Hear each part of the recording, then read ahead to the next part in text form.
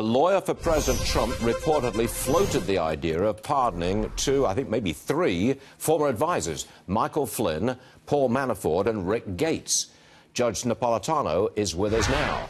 Judge, I misquoted you. It was Senator Lindsey Graham who said, you offer those pardons and it's the beginning of the end of the Trump presidency. Would you agree with that? I agree that if a statement like that comes from Lindsey Graham, it is probably representative of a broad, across the aisle spectrum of senators who would believe that the president, I don't know if it's true or not, was pardoning people in order to prevent them from testifying against himself. Now, the pardons would be lawful, but that itself could be an act of obstruction of justice. Now, I don't know if John Dowd offered these pardons. We believe he did.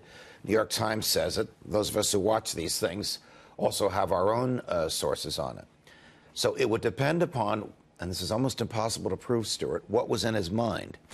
So if in his mind was the president is taking pity on you, you're his friend and former colleague, he doesn't want you to suffer, he believes you're being wrongly prosecuted, the pardon is perfectly lawful, absolutely appropriate, and unassailable.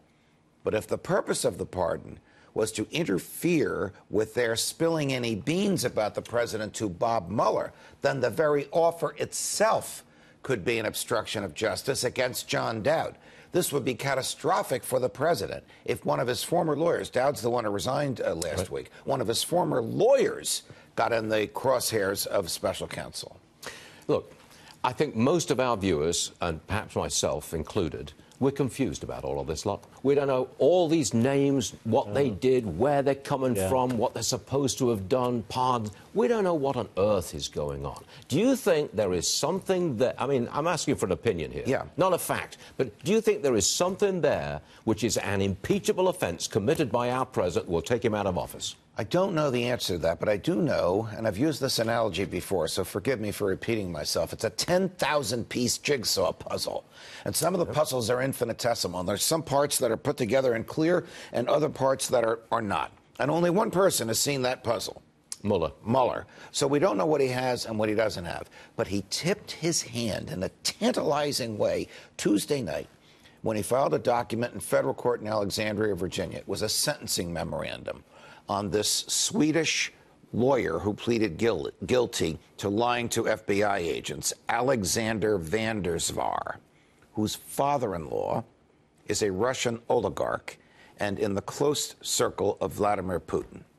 In the sentencing memorandum, Mueller said, and we have learned from two witnesses of Person A. Person A is a Russian intelligence agent who spoke to the campaign regularly in the fall of 2016. Now, why would Bob Mueller be revealing that? And why would he reveal it in a document having to do with somebody else?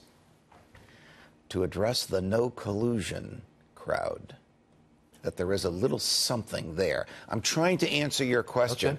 Okay. I'm almost have to read tea leaves here, Stuart. I wish that I had the whole file in front of me and could examine it and explain it to you. But you know, we won't know all this until Mueller reveals it. Well, it's a tea leaf and you read it. Thank you. Judge, thank you very much, sir. We'll see you again later. You got it.